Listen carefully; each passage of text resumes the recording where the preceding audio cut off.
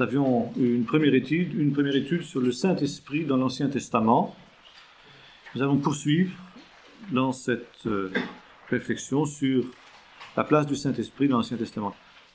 Nous avions vu comment le Saint-Esprit agissait d'une façon quelque peu limitée dans l'Ancien Testament, beaucoup plus discrète que dans le Nouveau, mais néanmoins qu'on retrouve des points communs entre l'action du Saint-Esprit dans l'Ancien Testament et dans le Nouveau Testament, et que l'action du Saint-Esprit dans l'Ancien Testament nous permet de comprendre la manière dont le Saint-Esprit agit aussi, non seulement dans le Nouveau Testament, mais jusqu'à notre époque, c'est-à-dire jusqu'au retour de Jésus.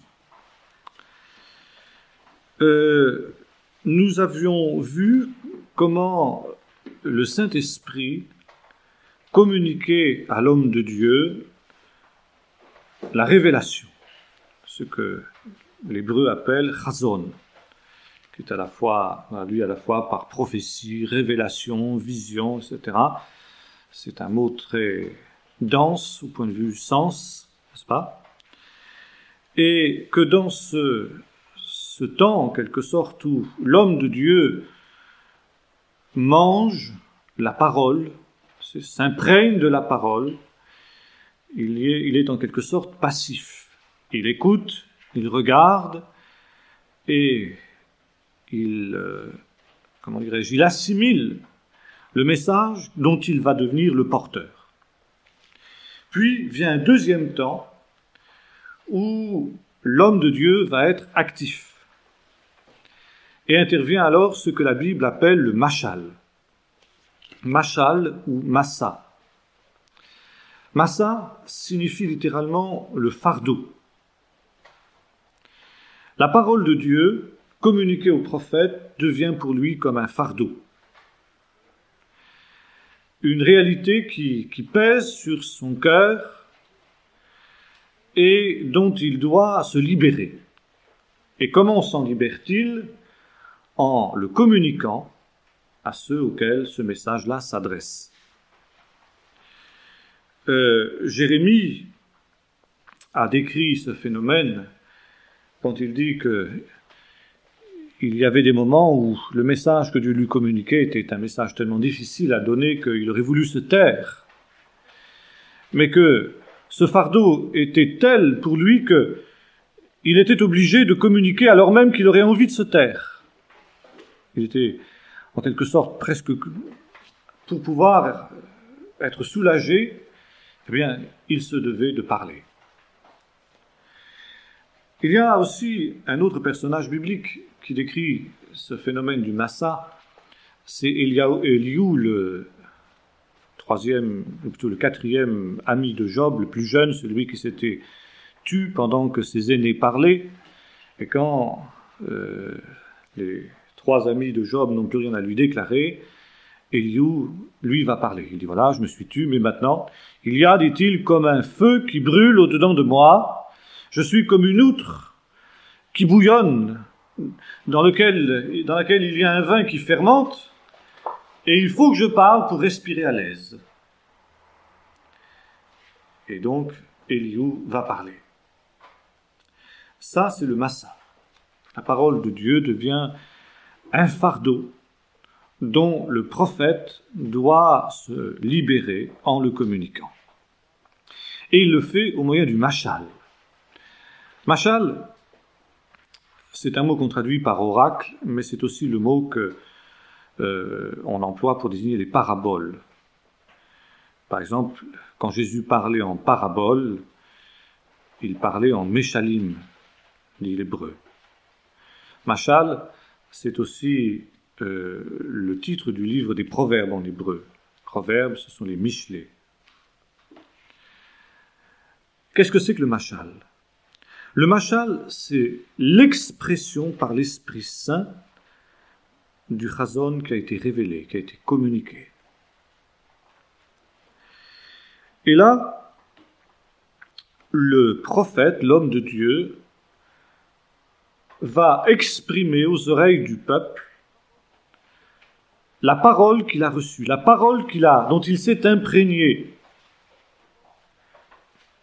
Et comme dira l'apôtre Paul, il le fait non pas en employant un langage humain, des paroles humaines, mais il emploie un langage spirituel pour parler des choses spirituelles. Ça veut dire que les paroles qui sont les siennes vont être inspirées par le Saint-Esprit. Et là est la différence essentielle entre la révélation et l'inspiration. La révélation, c'est ce temps où l'homme de Dieu est passif, il écoute, il reçoit et il s'imprègne de la parole. Là, il n'y a aucune inspiration, c'est la révélation, le phénomène de la révélation. Mais dès que l'homme de Dieu va parler, alors il va être inspiré par l'Esprit de Dieu. D'abord parce que l'Esprit de Dieu provoque cette pression intérieure du massa, du fardeau, et puis deuxièmement parce que les paroles qu'il a reçues, il va les dire comme Dieu veut qu'elles soient dites, avec les paroles que Dieu veut qu'il emploie. Jésus disait cela quand il parlait de sa relation avec le Père. Il disait, les paroles que je vous dis, elles ne sont pas de moi, mais je les ai reçues du Père, c'est lui qui me les a enseignées, et ces paroles-là, je vous les dis comme le Père me les a dites. Ça veut dire que il n'y a pas dans l'expression prophétique d'initiative, je dirais, humaine, même si le Seigneur respecte la personnalité du prophète. C'est certain que le langage d'Ésaïe n'est pas le même que celui d'Amos. Le langage de Paul n'est pas le même que celui de Pierre. Mais ce sont les paroles mêmes que le Seigneur voulait qu'ils emploient. Et c'est là l'inspiration. L'inspiration, c'est pouvoir exprimer selon les paroles de l'Esprit, selon la volonté de l'Esprit, ce que le prophète a au préalable reçu de Dieu. Alors bien sûr ici, nous schématisons un peu, obligatoirement pour la compréhension. C'est pas aussi tranché toujours que ce que je dis. Il peut y avoir, si vous voulez, révélation et inspiration qui se télescopent, qui sont quasi simultanées. C'est-à-dire que on peut recevoir, par exemple, la révélation d'une phrase, dire la phrase, et puis ensuite vient une autre révélation, d'une deuxième phrase, etc. Enfin, c'est évident que là, il y a toute une liberté de l'esprit qui se manifeste. Mais en tout cas, on peut dans chaque cas retrouver ces deux réalités, la révélation d'une part et l'inspiration d'autre part. Et comme nous l'avons dit, on peut avoir reçu une révélation et en parler sans inspiration. On peut en parler avec ses propres mots. C'est pour ça, c'est très important de donner une prophétie au moment où il y a la pression de l'Esprit de Dieu. Et lorsque, par exemple, quelqu'un a reçu quelque chose, une pensée de Dieu, qu'il n'a pas donnée pour une raison ou pour une autre, et qui vient dire après, le Seigneur m'a montré ceci, etc., etc., bon, c'est mieux que rien. Mais il y a quelque chose qui est perdu. Parce que là, il n'y aura plus, l'inspiration n'est plus là. Il va parler de ce qu'il a reçu de Dieu, mais avec ses mots à lui. Ce ne seront plus les mots de l'Esprit. Ce ne seront plus, comme dit l'apôtre Paul, les mots qu'enseigne l'Esprit. Il en parlera sans inspiration. On peut avoir aussi une inspiration sans révélation. Par exemple, quelqu'un qui va parler par l'Esprit de Dieu dans une prophétie et dire, voilà ce que le Seigneur vous dit, n'ayez pas peur, souvenez-vous que je suis mort pour vous, etc., j'ai répandu mon sang, et bon, il n'apporte aucune révélation nouvelle, c'est des choses que l'on sait. Il n'y a pas de révélation, mais il y a une inspiration. Il y a une inspiration parce que le Seigneur voulait que ce frère-là rappelle des choses qui sont connues, mais parce que dans ce moment-là, le peuple de Dieu en a besoin. Ça, c'est l'inspiration sans révélation. Mais lorsqu'il y a révélation et inspiration, alors là, nous sommes vraiment dans la lignée prophétique, je dirais, de l'Ancien Testament. Donc, si vous voulez, c'est une mise en contact avec la source de la révélation qui provoque le mashal. l'expression prophétique. Alors ici, il y a une grande différence qu'il nous faut faire avec les oracles païens. Vous savez, souvent on nous objecte cela, oui, bien sûr, mais le phénomène prophétique n'est pas spécifique à Israël. Les païens aussi avaient des prophètes, on connaît des prophètes à Babylone, on connaît des prophètes en Assyrie, on connaît des prophètes chez les Grecs, il y avait les fameuses Pythie, il y avait l'oracle de Delphes, enfin il y a toute une foule de choses, etc. Bon, encore aujourd'hui, il y a des gens, des médiums, etc. Bien. Maintenant, il y a une différence fondamentale entre le surnaturel de Dieu et le surnaturel de Satan. Et ça, c'est quelque chose qu'il faut avoir bien dans l'esprit. C'est que le prophète, l'homme de Dieu, n'est jamais un possédé. Il n'est jamais possédé par l'esprit. Il garde toujours le contrôle de lui-même. Il ne tombe jamais en transe, perdant conscience. Et l'action de l'esprit n'est jamais une action mécanique.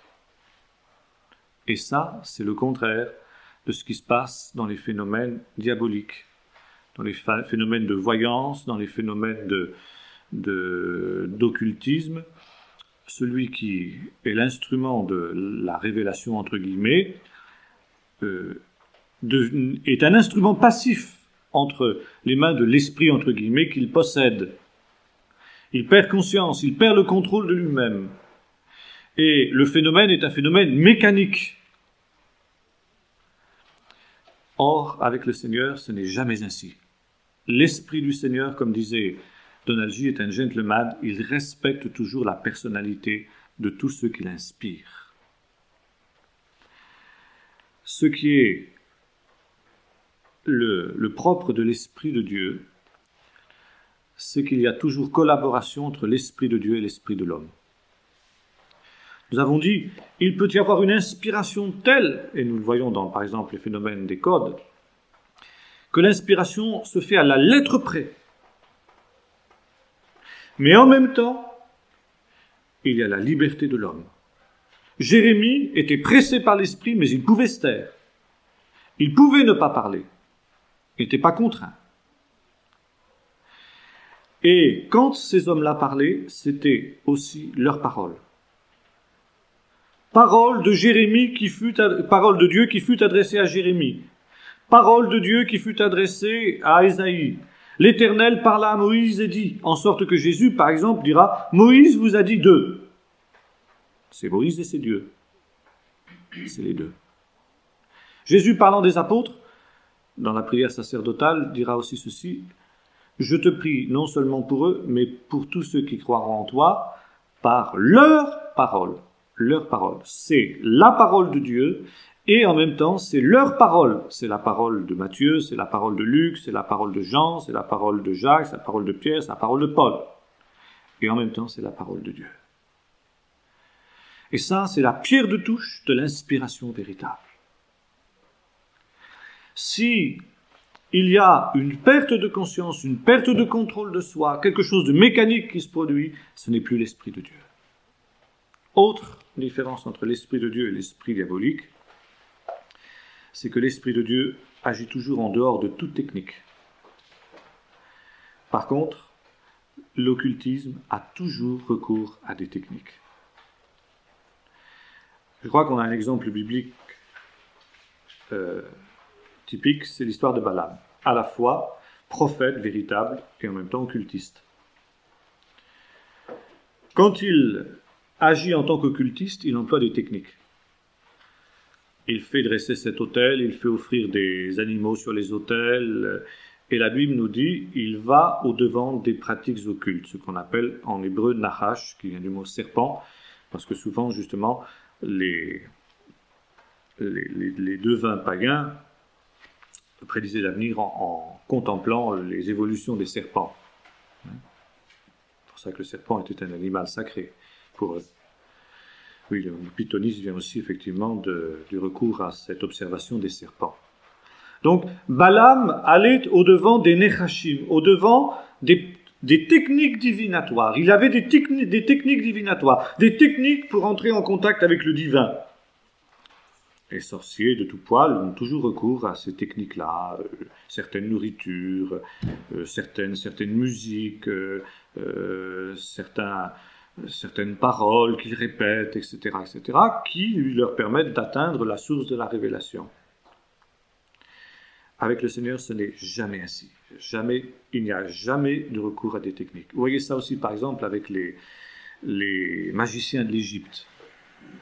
Je vous ai dit, les magiciens de l'Égypte firent les miracles que faisait Moïse jusqu'à un certain point, comme on le sait, par leur technique, dit littéralement l'hébreu. Moïse, lui, l'homme de Dieu, agissait sans technique. Il agissait sur la parole de Dieu. L'Éternel parla à Moïse et dit « Prends ton bâton et frappe les eaux du Nil, et les eaux du Nil deviendront du sang. » Ce n'est pas le fait d'avoir frappé les eaux du Nil avec le bâton qui fait que les eaux sont changées en sang. Le bâton de Moïse n'est pas une baguette magique, mais c'est parce que Dieu a dit « Tu vas faire ce geste, et les choses seront ainsi. » Nous voyons ça aussi avec l'histoire du rocher frappé. Au début de l'histoire des Israélites, les Israélites n'ont pas d'eau dans le désert. Dieu dit à Moïse, prends ton bâton, frappe le rocher et l'eau va sortir. Et des années plus tard, la même situation se reproduit. Les Israélites n'ont pas d'eau, ils sont devant un rocher. Et Dieu dit à Moïse, maintenant tu vas parler au rocher. Et Moïse, se souvenant de ce qui s'était passé la première fois, frappe. Pourquoi ? Parce que justement, il réduit la parole de Dieu à une technique. Avec Dieu, il n'y a jamais de technique. La source du pouvoir du prophète, de l'homme de Dieu, c'est la parole de Dieu uniquement. Il agit sur la parole de Dieu. Et quand il agit sur la parole de Dieu, les choses se passent. Mais s'il agit en dehors de la parole de Dieu, rien ne se passe. Ou alors, comme pour Moïse, eh bien, il est jugé. Balaam, la troisième fois, il nous est dit, il n'alla pas au-devant des pratiques occultes comme les premières fois. Mais l'Esprit du Seigneur fut sur lui. Et voilà le mot important. Les 3 premières fois, l'Esprit du Seigneur n'était pas sur lui. Les 2 premières fois. La 3e fois, l'Esprit du Seigneur fut sur lui. Alors il prononça son machal et dit. Et voilà justement ici, le Saint-Esprit tient lieu de technique. C'est-à-dire que la venue du Saint-Esprit sur l'homme de Dieu le rend capable d'entrer en contact avec la source de la puissance de Dieu, ça veut dire d'entendre la parole de Dieu. L'attouchement du Saint-Esprit est une préparation pour que l'homme de Dieu puisse entendre la voix de Dieu. Et à ce moment-là, eh bien, si Dieu lui demande de faire des miracles, il va faire des miracles sur la parole de Dieu. Élie, quand il sera sur le mont Carmel, prie le Seigneur, disant « Seigneur, envoie », on peut demander au Seigneur, le Seigneur répond ou ne répond pas. Et que l'on sache que tu es Dieu en Israël, que je suis ton serviteur, et que j'ai fait toutes ces choses sur ta parole. Ça, c'est la marque de l'homme de Dieu véritable. Il a agi sur la parole de Dieu, conformément à la parole de Dieu. Donc ici, l'Esprit est une préparation à l'œuvre de Dieu, c'est une mise à part. Quand l'Esprit de Dieu vient sur un homme, eh bien, il le met à part pour ensuite un service que le Seigneur veut lui donner. Et le Saint-Esprit vient sur un prophète pour lui donner la force de parler et de communiquer la vision qu'il a reçue. Alors parfois, l'Esprit est premier, il y a d'abord la révélation, il y a d'abord l'attouchement du Saint-Esprit, puis la révélation, et puis ensuite la parole qui est communiquée, l'oracle prophétique. Parfois c'est l'inverse, parfois c'est d'abord la vision, puis comme conséquence de la vision, l'Esprit Saint vient sur celui qui a eu la vision, et puis ensuite l'oracle est donné. Bon, ça varie, c'est pas la chose importante. Et le but du Saint-Esprit aussi est de purifier l'homme, parce que pour pouvoir servir le Seigneur, il faut que l'homme soit purifié, soit sanctifié, ce qui n'est pas le cas chez le prophète païen, bien sûr. Mais pour l'homme de Dieu, il y a toujours cette nécessité de la sainteté, de la mise à part. Et dans ces cas-là, on peut dire que la Torah, par exemple, est prophétique. La tradition chrétienne occidentale oppose la loi et les prophètes. La loi n'étant pas spirituelle, les prophètes étant quelque chose de spirituel. Mais la Torah n'est rien d'autre que la prophétie. C'est la même nature. Elle est, je dirais même, l'expression même de la prophétie, plus parfaite encore que celle des prophètes, parce que Moïse était un homme qui voyait Dieu face à face, qui parlait à Dieu face à face comme un homme parle à son ami, tandis que pour les prophètes, dit Dieu dans le livre du Deutéronome, c'est « je parlerai par un intermédiaire, par l'intermédiaire de la vision ». Alors il n'y a pas cette opposition entre Torah et prophétie. On peut aller plus loin, il n'y a pas non plus cette séparation qui existe à la tradition chrétienne occidentale entre l'Ancien et le Nouveau Testament. C'est une continuité. C'est le même esprit qui agit, c'est le même Dieu qui agit selon les mêmes méthodes. Il y a simplement une amplification. Nous allons voir quand nous arrivons au Nouveau Testament. Ce qui était limité à un petit nombre d'hommes dans l'Ancien Testament, à cause de Jésus, celui qui est loin du Saint-Esprit, va maintenant être accessible à tous. Et va s'accomplir la prière de Moïse au moment de ce qu'on appelle la Pentecôte du désert, quand les 70 anciens avaient reçu l'Esprit. « Oh, dira Moïse, que tout le peuple de Dieu puisse être composé de prophètes. » De prophètes non pas dans le sens étroit du terme, mais de gens qui sont remplis de l'Esprit, dans le sens de gens qui sont remplis de l'Esprit. Et en Jésus, à la Pentecôte, à cause du baptême du Saint-Esprit, eh bien, cette prière de Moïse s'accomplit. Et comme l'avait annoncé Joël, le Saint-Esprit est répandu sur toute chair. C'est la seule différence entre l'Ancien et le Nouveau Testament. Dans l'Ancien Testament, c'était limité à un petit nombre d'hommes choisis. Et dans le Nouveau Testament, à cause de Jésus, c'est accessible à tous. Et nous allons voir dans un instant pourquoi. Bon, maintenant, l'Esprit, nous avons dit, dans l'Ancien Testament, était une préparation à l'œuvre de Dieu, une mise à part. Et il est question dans l'Ancien Testament d'hommes qui ainsi étaient mis à part par l'onction de l'Esprit de Dieu. Par exemple, nous avons parlé tout à l'heure de la Pentecôte du désert, nombre 17, au cours de laquelle le Saint-Esprit qui était sur Moïse, nous allons voir, c'est important cette nuance, qui était sur Moïse, est répandu sur 70 anciens d'Israël pour que ces derniers soient associés au ministère de Moïse et que ce dernier ne soit pas seul à porter la charge du peuple. Puis ensuite, dans 1 Samuel 10, verset 6, nous trouvons aussi ce qu'est l'expérience de Saül, le premier roi d'Israël, quand après avoir été oint par Samuel, il rencontre une troupe, nous est-il dit, de prophètes qui descendent du haut lieu et qui vont prophétisant au son de toutes sortes d'instruments de musique. Saül est saisi par l'Esprit de Dieu en cet instant, et il se met à prophétiser avec ces prophètes-là, en sorte que l'on dit, il y a ce proverbe qui naît alors en Israël, Saül est donc aussi du nombre des prophètes. De quelle prophétie s'agissait-il là? Est-ce que ces gens allaient au son de toutes sortes d'instruments de musique pour annoncer aux gens l'avenir? Donald G. lui-même et les savants de l'université de Jérusalem pensaient qu'on a là affaire à une sorte de glossolalie, déjà. Peut-être que ce n'est pas encore exactement la glossolalie qu'on trouve dans le Nouveau Testament au moment de la Pentecôte, mais en tout cas c'est quelque chose qui ressemble. Cette onction de l'Esprit, ces prophètes, entre guillemets, ce n'est pas vraiment des prophètes au sens, encore une fois, étroit du terme, comme le sera Isaïe par exemple, mais prophètes dans le sens de gens qui ont reçu l'Esprit. Plus tard, pour faire la différence entre les prophètes véritables au sens strict du terme et les hommes de l'Esprit, on emploiera l'expression « fils des prophètes », à l'époque d'Élie et d'Élisée. Encore une fois, ça ne veut pas dire que ces gens-là ont pour père un prophète, ça veut dire simplement qu'ils sont des hommes de l'Esprit, des hommes remplis du Saint-Esprit. Et que l'Esprit, en quelque sorte, les amène à prononcer des choses incompréhensibles, à louer le Seigneur avec les instruments de musique. Pourquoi des instruments de musique? Parce que justement, c'était une louange. on a utilisé les instruments de musique non pas pour faire des concerts qui étaient retransmis à la salle Pléguel, mais parce qu'on voulait louer le Seigneur.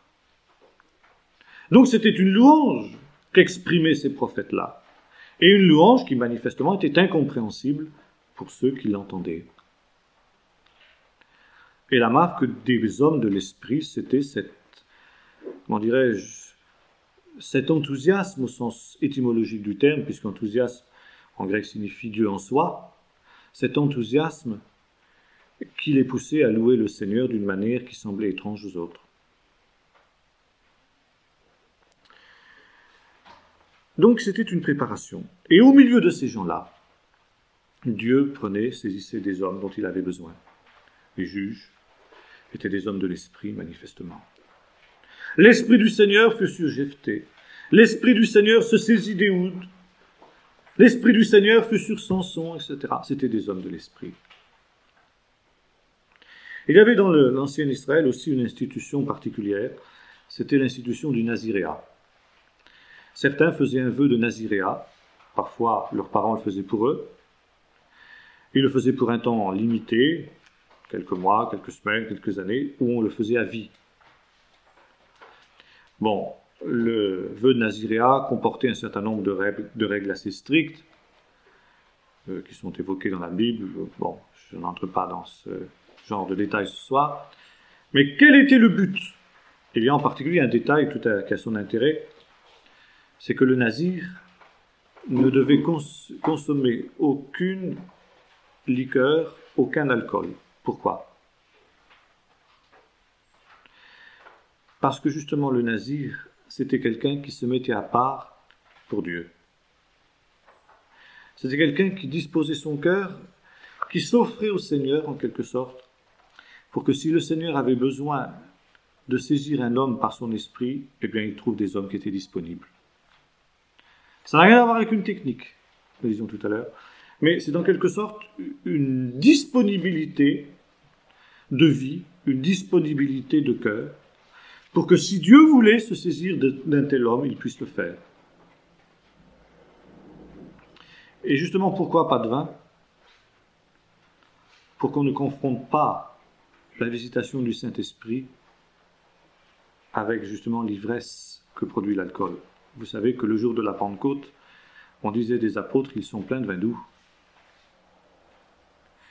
Il peut y avoir une confusion entre l'euphorie que provoque l'alcool et celle du Saint-Esprit dans les tout débuts, bien sûr, après ça change.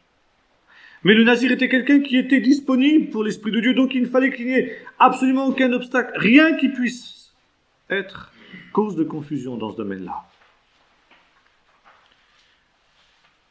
Et alors, c'était le premier pas, les nazirs. Et quelques-uns des grands prophètes étaient des nazirs. Samuel, par exemple. Samson, également. Plus tard, Jean-Baptiste. Paul aussi, pendant un temps, avait fait vœu naziréat, nous le savons. Donc, si vous voulez, c'était une recherche de Dieu particulière qui permettait d'accéder au stade suivant, celui d'homme de l'esprit, fils des prophètes. Et puis enfin, il y avait le troisième stade, si j'ose dire, selon la souveraineté de Dieu, parmi ses fils des prophètes, Dieu saisissait un homme pour l'établir et faire de lui un prophète. Ce qui est intéressant aussi, c'est de noter que ces hommes de l'esprit se rassemblaient. Ils vivaient dans des sortes de communautés prophétiques. Les prophètes de Saül, etc., étaient ensemble. C'était une troupe de prophètes qui descendait du haut lieu.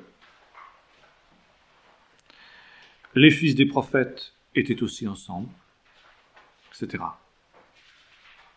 Nous savons également, quand nous lisons par exemple le livre d'Ésaïe, qu'un homme comme Ésaïe avait des disciples.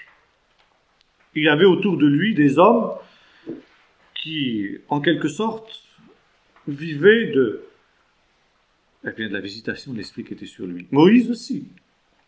Et les 70 anciens, qu'est-ce qu'ils étaient, sinon, justement, ce que seront les fils des prophètes par rapport à Élie et à Élisée. Or, ce qui est remarquable, c'est qu'il y a toujours un homme, si j'ose dire, de référence. Et les hommes de l'esprit se regroupent autour de l'homme de Dieu de l'époque. Et c'est là que je reviens à ce que nous disions tout à l'heure. Dieu dit à Moïse, dans Exode 17, « Je prendrai de l'esprit qui est sur toi et je le mettrai sur eux. » Les fils des prophètes descendent du haut lieu, et qui officiait au lieu, nous le savons, à cette époque-là, c'était Samuel. L'homme de l'esprit, c'était Samuel. Et nous retrouvons ces mêmes fils des prophètes quelques années plus tard. Ces mêmes prophètes, à cette époque-là, on ne les appelle pas fils des prophètes, nous l'avons vu. Nous retrouvons autour de Samuel. Et quand Saül vient pour se saisir de Samuel, il est lui-même saisi par l'esprit, il se met à prophétiser avec tous les prophètes qui sont là. Les fils des prophètes sont groupés autour d'Élisée, etc. Pourquoi ? Parce que l'homme de Dieu est un intermédiaire entre ces hommes-là, ces prophètes, je dirais j'oserais employer le mot seconde classe, ce serait péjoratif, enfin, plutôt de premier stade, on pourrait dire, de l'onction prophétique, et puis le Seigneur. Ils n'ont pas un contact direct avec l'Esprit de Dieu, si j'ose dire. Mais ils vivent de l'Esprit qui est sur l'homme de Dieu. Je prendrai de l'Esprit qui est sur toi, dit Dieu à Moïse, et je le mettrai sur eux. C'est l'Esprit de Moïse, c'est l'Esprit qui est sur Moïse et qui vient sur eux. Il y a une contagion de l'Esprit. Et ça, vous retrouvez dans l'expérience moderne, l'expérience post-pentecostale, n'est-ce pas ? Souvenez-vous par exemple d'une expérience qu'évoque Martinus Bier. Martinus Bier, dans son livre, quand il est devenu prophète, raconte comment ça s'est passé. Il y avait un véritable prophète qui est venu dans une église proche de la localité qu'il habitait, et Martinus Bier avait entendu parler de cet homme de Dieu, et il avait beaucoup d'admiration. Alors il avait fait le voyage pour assister à la réunion que devait présider ce prophète, pour entendre l'homme de Dieu. Et il commençait déjà à prêcher à cette époque-là, etc. Et s'est assis humblement dans la salle, comme il faisait. Puis le pasteur l'a reconnu. Il lui a dit, Monsieur Bier, venez vous asseoir avec nous sur l'estrade. Et il s'est trouvé assis à côté du prophète. Et il raconte avec à la fois sa naïveté et sa simplicité, n'est-ce pas, comment il était impressionné d'être assis à côté de cet homme de Dieu, et qu'il sentait qu'en quelque sorte la puissance de Dieu qui irradiait de cet homme. Et alors il avait tellement envie de recevoir cette puissance qu'il a prié en son cœur, il a dit, Seigneur, eh bien, permets que je vais toucher cet homme-là, et puis qu'en quelque sorte l'esprit qui est sur lui vienne sur moi. Et alors, un petit peu comme la femme dont il est question dans l'Évangile, discrètement, il a approché la main, il a touché, je crois, le manteau de l'homme de Dieu, de telle manière qu'il ne puisse pas le sentir. Mais comme c'était un homme de Dieu, comme pour Jésus, il a senti qu'une force était sortie de lui. Il a compris ce qui s'était passé, il s'est retourné vers Martinus Bier qui a été tout confus. Il dit, ça y est, il s'est rendu compte, n'est-ce pas, il a rougi, etc. Et le prophète a posé sa main sur son épaule, lui a simplement dit Alléluia. Il a compris ce qui s'était passé, et depuis ce temps-là, l'Esprit du Seigneur est venu sur lui. C'est la même chose, je prendrai l'Esprit qui est sur lui et je le mettrai sur toi. Donc ces hommes vivent de l'Esprit de l'homme de Dieu. Mais quand l'homme de Dieu s'en va, eh bien les fils des prophètes sont orphelins. Et c'est le drame quand Élie va être enlevé. Les fils des prophètes ont été avertis par l'Esprit, le Seigneur enlève ton maître aujourd'hui. Et qu'est-ce qu'on va faire ? Si l'homme de Dieu s'en va, l'Esprit qui est avec lui s'en va. Mais là, vous savez comment Dieu va susciter quelqu'un qui va relever le manteau, qui va en quelque sorte recevoir l'Esprit de Dieu, c'est Élisée. Parce qu'Élisée va se hisser du niveau, en quelque sorte, de fils de prophète qu'il avait été, il va se hisser au niveau de prophète. Plutôt, le Seigneur va l'élever à ce niveau-là. Hein ? Et ça, vous retrouvez le parallèle dans la Nouvelle Alliance. C'est bien évident. Et c'est là justement que nous arrivons à la grande différence entre l'Ancien et le Nouveau Testament. À chaque époque, Dieu suscite un prophète apôtre. Il l'avait promis. Avant la mort de Moïse, Dieu avait dit, « Le Seigneur vous suscitera un prophète comme moi, vous l'écouterez. » Et on pourrait dire qu'il y a, au sens biblique du terme, j'emploie à dessein un mot, une expression qui est piégée. Il y a une succession apostolique. Pas dans le sens où l'entendent les catholiques, mais dans ce sens qu'il y a, en quelque sorte, une transmission où Dieu suscite à chaque génération un homme de Dieu qui va poursuivre l'œuvre, qui va être l'homme témoin, qui va être l'homme de référence, qui va être l'envoyé de Dieu, l'apôtre en quelque sorte, au sens étymologique du terme, dans son temps, dans sa génération.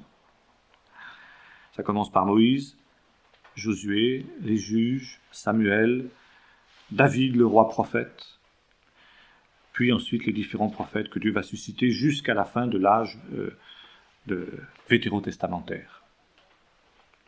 Et à la fin de l'âge vétérotestamentaire, quand il n'y a plus la foi, en quelque sorte, dans l'action prophétique de Dieu, comme le dit un des prophètes, vous avez dit aux prophètes, ne prophétisez pas, vous avez fait boire du vin au nazir, eh bien la voix prophétique se tait. Mais avec la promesse qu'au temps de la fin, l'Esprit du Seigneur sera à nouveau répandu. Ce sera le signe de l'âge messianique. L'âge messianique sera ouvert quand? Quand Dieu suscitera un prophète, à nouveau. Remarquons que cette fermeture du ciel n'est pas aussi systématique que cela. Parce que, avant l'apparition de Jean-Baptiste, qui était le prophète annoncé, nous entendons parler de Siméon, qui était ouvert à l'Esprit de Dieu, l'Esprit Saint était sur lui, de la prophétesse Anne, etc. Mais ce n'était plus des grands prophètes, comme le sera par exemple Jean-Baptiste. Et quand l'Esprit du Seigneur agit dans la personne de Jean-Baptiste, alors c'est le signe pour tout le peuple que l'âge messianique est imminent, que la venue du Messie est imminente. Or, qu'est-ce que c'est le Messie? Et là, justement, ça aussi, on ne comprend pas toujours très bien. Messie, Mashiach, en hébreu, c'est l'abréviation de l'expression Melech HaMashiach, le roi oint. Bon, l'onction, c'était l'onction d'huile, sur les rois, justement, mais lui, il était le symbole de l'Esprit Saint. Donc, loin de l'Éternel, le Messie, c'était quelqu'un qui était rempli du Saint-Esprit, qui était oint du Saint-Esprit. Et Jésus commence son ministère messianique quand? Quand l'Esprit du Seigneur descend sur lui au Jourdain. Et il commence son ministère par ces paroles, « L'Esprit du Seigneur est sur moi, car l'Éternel m'a oint pour accomplir tous les miracles, etc., qu'évoque le prophète Ésaïe. » Donc, Jésus, c'est loin de l'Éternel par excellence. Il est, en quelque sorte, non seulement le nouveau Moïse, celui qui a une relation directe avec Dieu, mais Jean dira de lui, il reçoit l'Esprit de Dieu sans mesure. Parce qu'il fait toujours ce qui lui est agréable. Les autres prophètes limitaient en quelque sorte l'onction de l'Esprit, par leur faiblesse humaine, par leur péché, par leur désobéissance, que sais-je encore. Mais Jésus, lui, reçoit l'Esprit de Dieu sans mesure. Et c'est pourquoi il est par excellence le Mashiach, le oint du Saint-Esprit.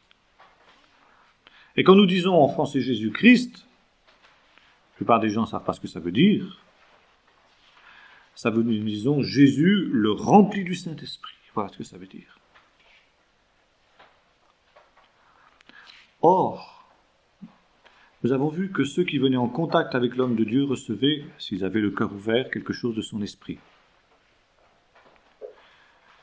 Quand Saül est venu au contact de Samuel, il a reçu l'esprit qui était sur Samuel. Quand les anciens qui étaient dans le désert ont disposé leur cœur, y compris ceux qui étaient dans le camp, ils ont reçu l'esprit qui était sur Moïse.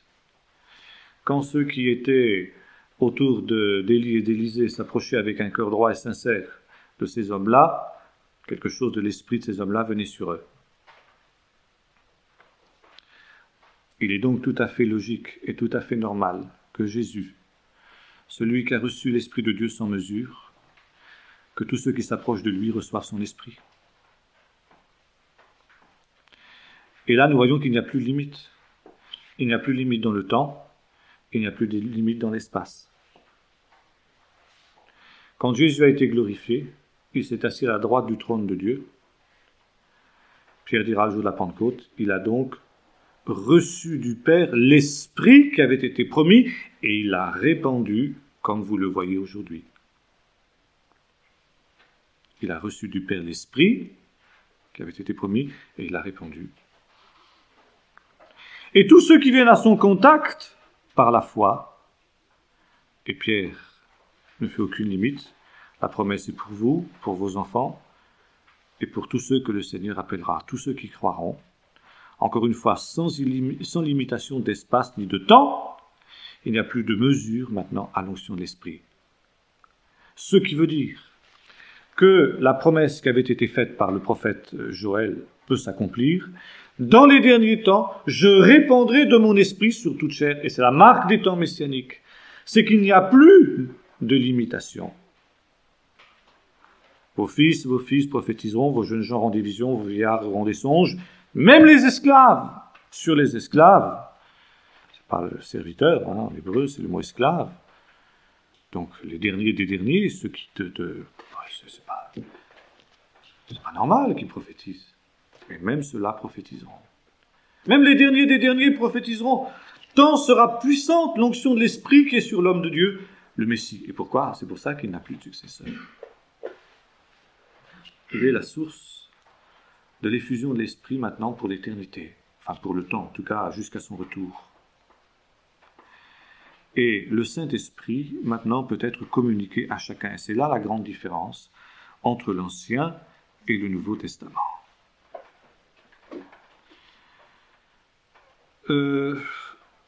Que peut-on dire encore en ce qui concerne l'Ancien Testament?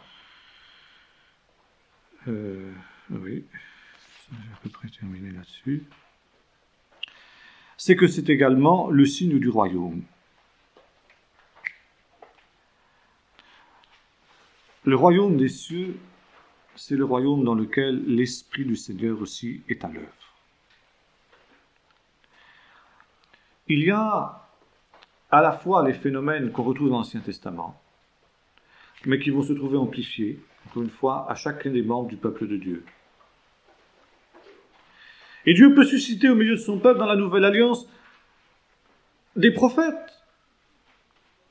Il peut susciter des hommes qui auront des dons de guérison, qui auront des dons de paroles de sagesse, qui auront des dons de miracles, sans aucune limitation. Or, l'Esprit du Seigneur, c'est l'Esprit qui combat l'esprit des ténèbres qui est dans le monde. L'Esprit des ténèbres, il est l'esprit par lequel le prince des ténèbres règne sur ce monde. Et ce faisant, il tient les hommes dans la servitude, les opprime, il les séduit, il les tente, les conduit au péché, il les afflige par la maladie, et enfin, comme dit l'apôtre, il a la puissance de la mort, le diable. Mais quand le Seigneur agit par son esprit, c'est-à-dire par le doigt de Dieu, car ce serait intéressant, ce serait toute une étude à faire, de voir les synonymes du Saint-Esprit dans l'Ancien Testament. Le Saint-Esprit est assimilé à la bouche de Dieu, au doigt de Dieu, à la main de Dieu. Quand par exemple Néhémie déclare « La bonne main de Dieu était sur nous », il veut dire « L'Esprit de Dieu était sur nous ». Le doigt de Dieu, c'est par le doigt de Dieu que Moïse fait les miracles en Égypte. Alors que les magiciens ont recours à leurs techniques occultes, Moïse agit par le doigt de Dieu, c'est-à-dire par le Saint-Esprit. Et quand Jésus chasse les démons, il emploie cette même expression. Si c'est par le doigt de Dieu que je chasse les démons, alors, dit-il, c'est le signe que le royaume des cieux s'est approché de vous. Et dans un autre évangile synoptique, à la place de l'expression de doigt de Dieu, on retrouve la même parole de Jésus. Si c'est par l'Esprit de Dieu que je chasse les démons, alors le royaume de Dieu s'est approché de vous, dit Jésus. Il y a de nombreux synonymes de l'Esprit de Dieu dans l'Ancien Testament qui indiquent cette action puissante et diverse de l'Esprit de Dieu. Or, que se passe-t-il quand l'Esprit du Seigneur est à l'œuvre? C'est ce que Jésus dit aux envoyés de Jean, Baptiste. Les boiteux marchent, les sourds entendent, les lépreux sont purifiés, et la bonne nouvelle est annoncée aux pauvres. Ça veut dire que les victimes de Satan sont libérées. Ceux qui sont affligés de maladies et qui sont guéris sont affligés par Satan. Ce n'est pas le Seigneur qui afflige de la maladie. Et quand, par la puissance de l'Esprit, un malade est guéri, c'est le signe que l'Esprit du Seigneur est plus puissant que l'Esprit de Satan. C'est donc le signe que déjà, le royaume de Satan est ébranlé, que déjà, le royaume des cieux n'est pas encore venu. Et comme disait Jésus, quand ses disciples reviennent, après qu'il les ait envoyés en mission, vous savez, ils sont heureux, ils disent « Seigneur, même les démons nous sont soumis, etc. » Jésus les envoie, d'ailleurs la mission est bien claire, hein. Purifier les lépreux, guérissez les malades, ressusciter les morts, annoncer la bonne nouvelle. Et quand les disciples reviennent, disant « Seigneur, même les démons nous sont soumis », Jésus dit « Je voyais tomber Satan du ciel comme dans un éclair. » Ça veut dire le royaume de Satan est ébranlé. Chaque fois que l'œuvre de l'Esprit se fait dans une vie, que ce soit dans la nouvelle naissance, que ce soit dans la guérison, que ce soit dans une direction de l'Esprit, chaque fois que l'Esprit est à l'œuvre, le trône de Satan est ébranlé un petit peu plus et il chancelle. Et c'est alors, depuis que l'Esprit du Seigneur est à l'œuvre en la personne de Jésus, que s'accomplit la parole de l'Apocalypse, qui est celle que proclament les rachetés. Le royaume de ce monde est en train de devenir, dit littéralement le texte original, le royaume de ce monde est en train de devenir le royaume de Dieu et de son Messie. Pour l'heure, ce royaume est le royaume du monde et du prince de ce monde. Mais par sa venue, par sa mort, par sa résurrection et par l'œuvre qu'il poursuit depuis son ascension, Jésus a introduit en quelque sorte une bombe à retardement dans le royaume de Satan. Et les fondements de ce royaume sont déjà ébranlés. Et les signes de cet ébranlement sont visibles. Sont visibles partout où l'Esprit du Seigneur est à l'œuvre. Et un jour viendra où l'ennemi sera lié, réduit à l'impuissance, et où, comme le disent les rachetés, toujours dans le même cantique dans le livre de l'Apocalypse, il régnera au siècle des siècles. Le Seigneur régnera au siècle des siècles. Et c'est pourquoi ici, le Saint-Esprit, l'action du Saint-Esprit est le signe que le royaume de Dieu s'est approché. Finalement, c'est l'écho de ce que le prophète avait annoncé dans Ésaïe 57, qu'ils sont beaux sur les montagnes, les pieds du messager de bonne nouvelle, du messager de paix. Bien, dès avant l'époque de Jésus, ce texte avait été compris comme se référant au Messie. Le messager de bonne nouvelle, c'est le Messie. Quand le Messie viendra, il sera le messager de la bonne nouvelle. C'est comme ça, notamment, que les premiers chrétiens juifs ont compris ce texte. Et c'est pour ça qu'ils ont appelé le message de Jésus, la bonne nouvelle, l'évangile. Qu'ils sont beaux sur les montagnes, les pieds du messager de bonne nouvelle. Et donc, Jésus est le messager de la bonne nouvelle. Et quelle est cette bonne nouvelle? Le messager de paix, le messager de salut, celui qui dit à Sion, ton Dieu règne. Et l'expression que Jésus aimait employer, le royaume de Dieu, vient de là. Qui dit à Sion, ton Dieu règne. Ce n'est pas simplement une parole de style. Il faut le montrer, il faut le prouver. Le messager qui vient et qui dit ton Dieu règne, il faut qu'il montre qu'effectivement Dieu règne. Et c'est pourquoi Jésus accomplit des signes par la puissance du Saint-Esprit. La Bible n'emploie pas le mot miracle. La Bible emploie le mot signe. Ce sont les signes qui confirment la bonne nouvelle. Et la bonne nouvelle, c'est de dire ton Dieu règne.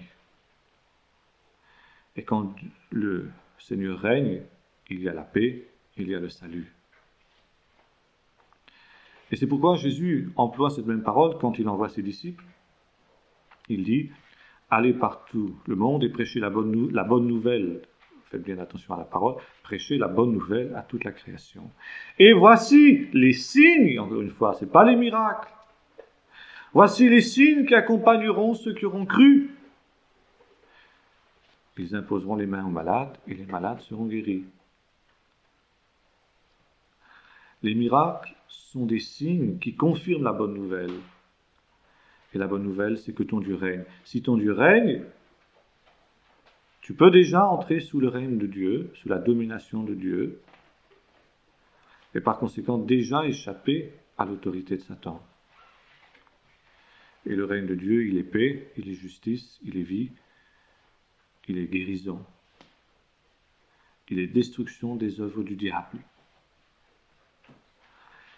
Et déjà, ceux qui reçoivent sur eux le joug du royaume de Dieu peuvent déjà faire cette expérience, ton Dieu règne, en attendant le jour où le Seigneur régnera totalement sur tous les hommes.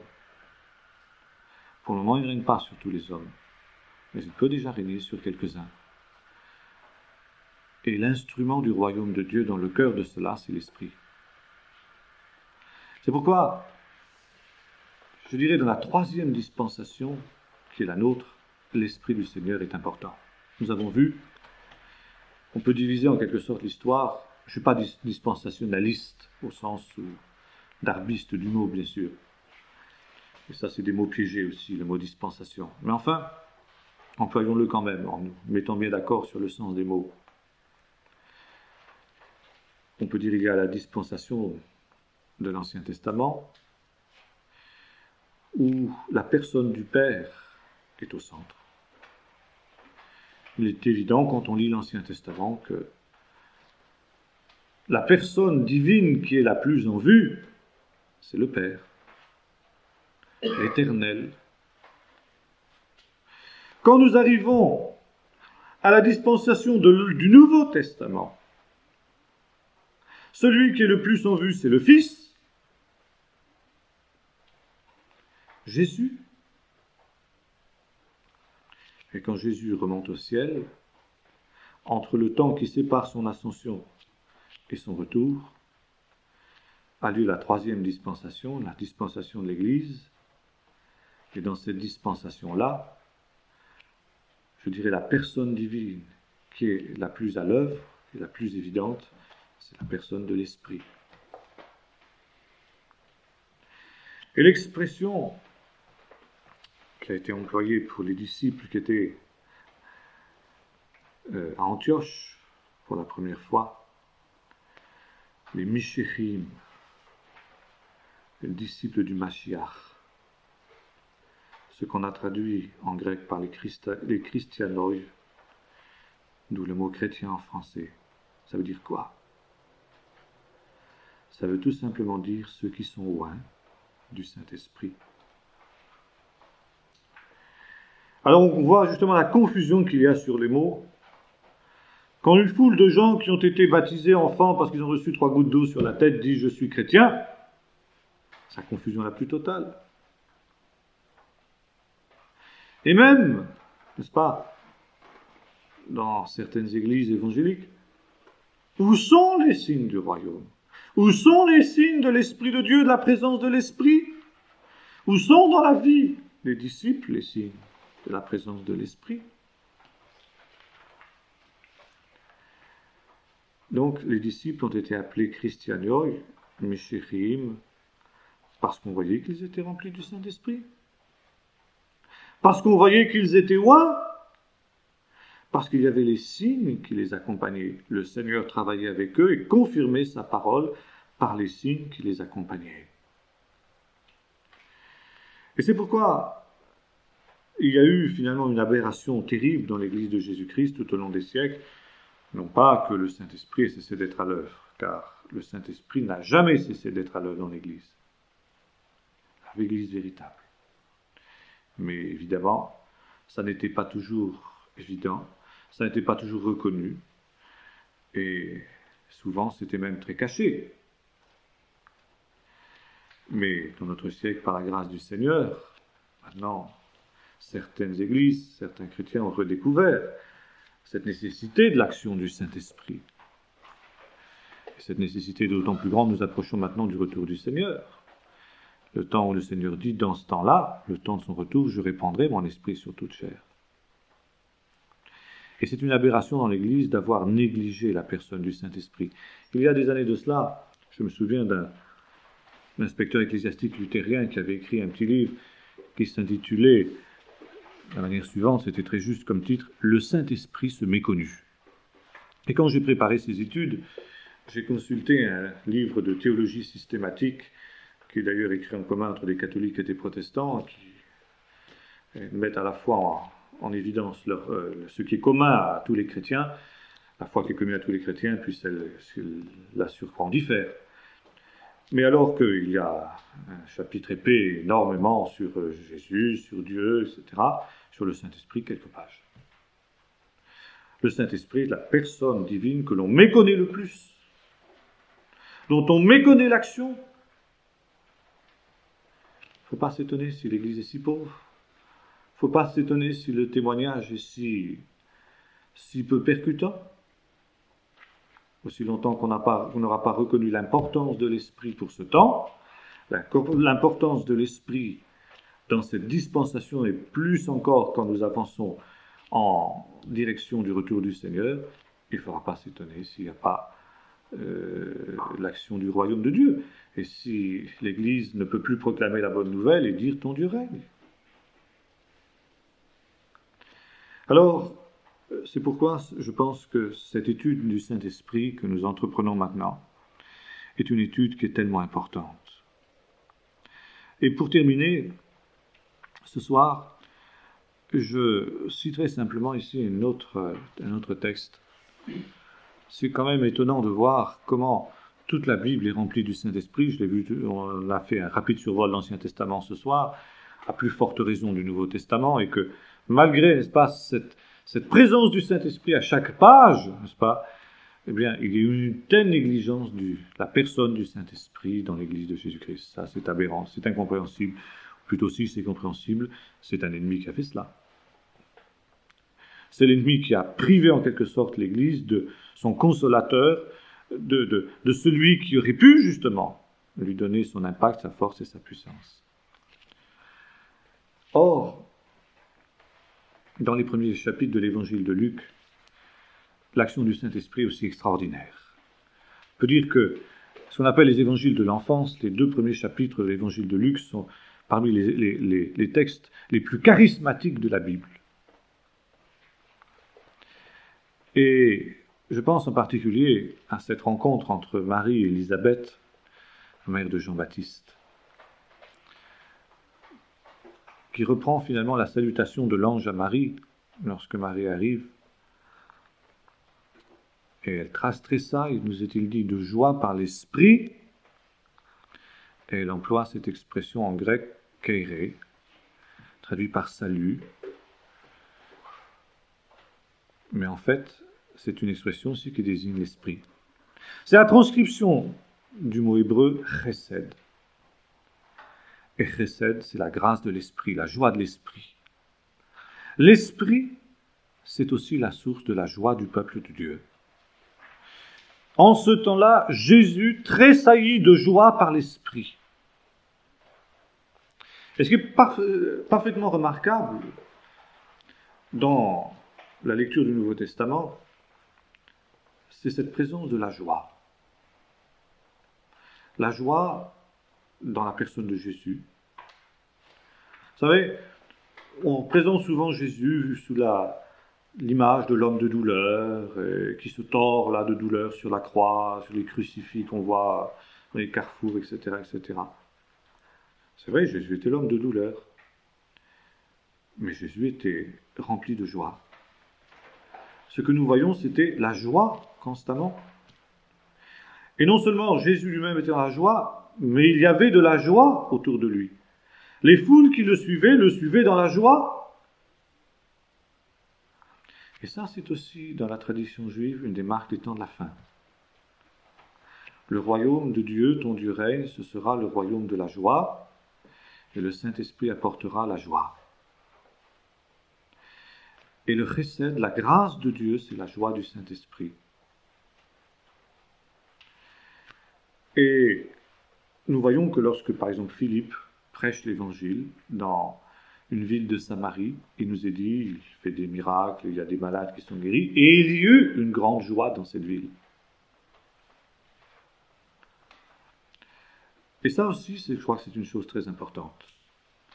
Bien sûr, je ne suis pas du tout ici d'accord avec certains excès dans les milieux de Pentecôte, où sous prétexte de joie, on tressaute, on tape des mains, on marche sur la tête, la création d'une ambiance, d'une atmosphère artificielle, non.